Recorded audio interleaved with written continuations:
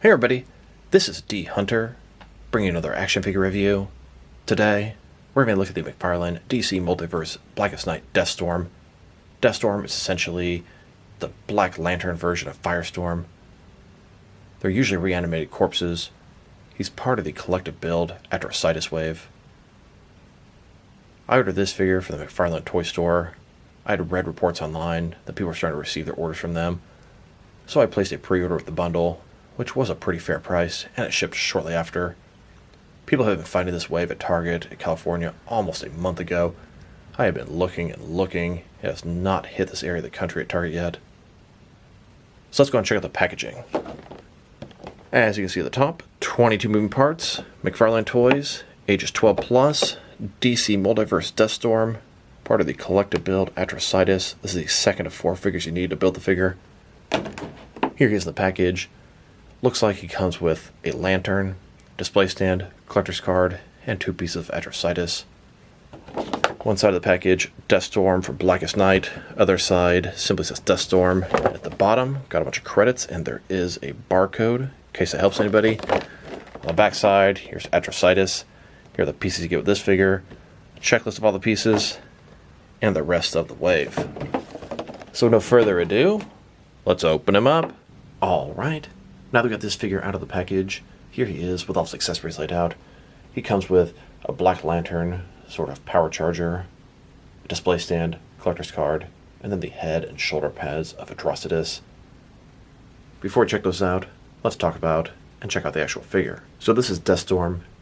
He's the dead version of Firestorm, brought back to life with a black lantern ring and Blackest Night. Firestorm himself is the fusion of Ronnie Raymond and Martin Stein together, and they have the power of fire. This is pretty much an evil version of him, so let's check him out. His head looks absolutely fantastic. Kind of looks like Ghost Rider. Skull, bones, teeth exposed, the flames coming out, but they're black in a semi-transparent plastic. It looks terrific. Looks like something for Halloween. Perfect timing for this figure's release. Large shoulder pads, sort of Black Lantern or Black Hand logo. Double jointed elbows, double jointed knees. Figure looks amazing. There's some texturing on the top part here as well as on his shoulder pads. Now, my only complaint, we're going to get this guy before a regular Firestorm. That's the type of stuff McFarlane does, and it can be very frustrating at times. I want a traditional looking Firestorm to add to my Justice League extended family, but this guy is truly great. I mean, look at his face. Very nice.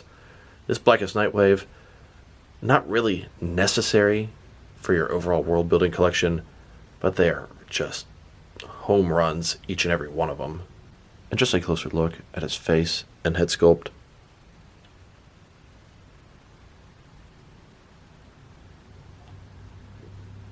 Also, I wanted to point out his head. It just looks like it sits far too low in the peg. A longer peg would really help with this guy. He's already tall as it is, but it just doesn't quite look right. I wanted to point out his power ring. Really can't tell any painting details, but it is sculpted onto there on his middle finger. Now let's take a look at his accessories, and let's start off with the boring stuff. Here's his display stand, typical McFarlane stand, black perfect circle, says DC on the bottom. It's got one peg for the peg holes on his feet. Very thin, very basic. Here's his collector's card. As you can see, it's an image of Deathstorm from the Blackest Night comic. I like when they take images from the comic or the source material instead of just showing you the figure. Deathstorm, Blackest Night. On the back side, there is a description. If you want to read that, go ahead and pause now. He also comes with both the head and shoulder pads for Atrocitus. Atrocitus is the Build-A-Figure in this wave. Head looks great. The teeth exposed. Sculpting all over him. Then we have his shoulder pads here, made of kind of a rubbery material, very bendable. A couple pegs that'll plug into the figure. And if you decide to buy all 4 figures in the wave, you'll get Atrocitus. One minor complaint, the shoulder pads don't really fully stay on as easily as they should. It's like the peg doesn't quite sort of connect in there properly. Beyond that, This is one of their best Build-A-Figures. He is great. He's giant, super tall, intimidating. The sculpt is great, and the parts don't come apart easily. Some of their other Build-A-Figures have those issues. And if you want to have an idea of just how big Atrocitus is compared to a normal McFarlane DC Multiverse figure, here he is next to Deathstorm. Here's his lantern battery, Black Lantern ring power charger, done in all silver. What's interesting is this is not made in a semi-transparent material, which is how it's supposed to be. These things are not constructs, they're actual physical devices that charge the rings. All the other ones they've made are done in the semi-transparent, that's why I found it a little bit odd. Here it is next to a couple of other McFarlane lantern chargers. As you can see, they're in the semi-transparent plastic, which doesn't make sense. McFarlane seems to think they're constructs. But then we have this one, making me not understand what they're thinking at all. And here it is, next to a bunch of other lantern battery chargers I have, by Mattel, NECA, DC Direct. Here's Deathstorm, charging his power ring. Now they've taken a pretty good look at both the figure and his accessories. Now let's check out his height. From bottom to the top of the flame on his head, he's standing at about 7.6 inches tall, which is going to translate to about 19 centimeters. And if you go to the very top of the flame of the back, just about 8 inches.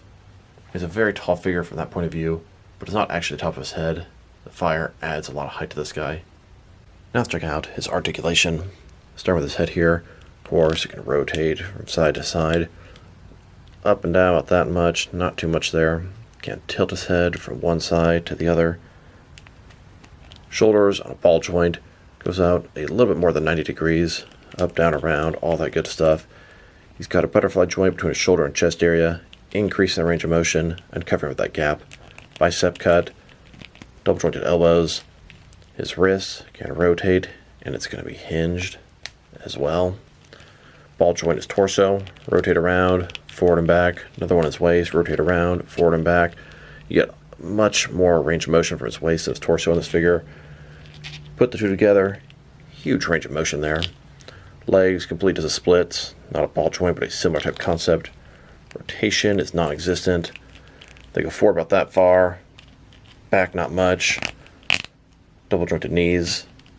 Then his ankles, forward and back. Rotate, tilt rock, to articulation. Here's Deathstorm rising up out of the grave in the cemetery here, being resurrected with his Black Lantern ring. Then you have Batman coming up.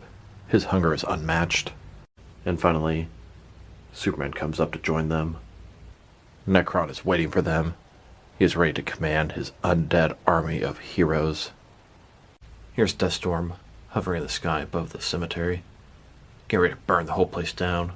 Now let's check him out, next to some other action figures, starting off with some other Firestorm figures. Here's Deathstorm, next to a DC Collectibles, DC's Legends of Tomorrow, CW's Arrowverse Firestorm. This is the only Firestorm figure I have, and he is by far not a classic or traditional Firestorm. Now let's check him out, next to some other McFarlane DC Multiverse figures. Here he is, next to the other Black Lantern figures from Blackest Night, Batman and Superman. The new Dark Flash fits in great with these guys, although he's from a completely different story. Add in Kyle Rayner, and here are the 4 figures you need to complete Atrocitus. And if you add in Atrocitus, this is the entire Blackest Night wave. Here's Deathstorm next to Necron. Necron is the one that resurrected him and gave him the Black Lantern ring. He's also from Blackest Night. Here are all the figures McFarlane has made labeled Blackest Night. There are a ton of other Black Lanterns they can make, and I hope we get some one-offs to continue this line in the future. Here's Deathstorm next to Batman from Death Metal. This Batman is also a Black Lantern. He was dead and got resurrected. Only difference is this Batman is a good guy. Here's Deathstorm with the Crime Syndicate, Ultraman, Superwoman, and Owlman. In the Crime Syndicate, there is a version of Firestorm named Deathstorm. So once I complete this Crime Syndicate, I may put him with them from time to time. And here's Deathstorm with a couple of other McFarlane figures that got weird versions before normal versions. When they released the Infected Shazam, I was kind of like, really? You're going to give us this evil version of Shazam before the normal version? And now we have the normal version, and it uses most of the same parts. Seemed like that was their plan from a long time ago, but boy, it took them a long time to release that regular Shazam. And then Duke Thomas here.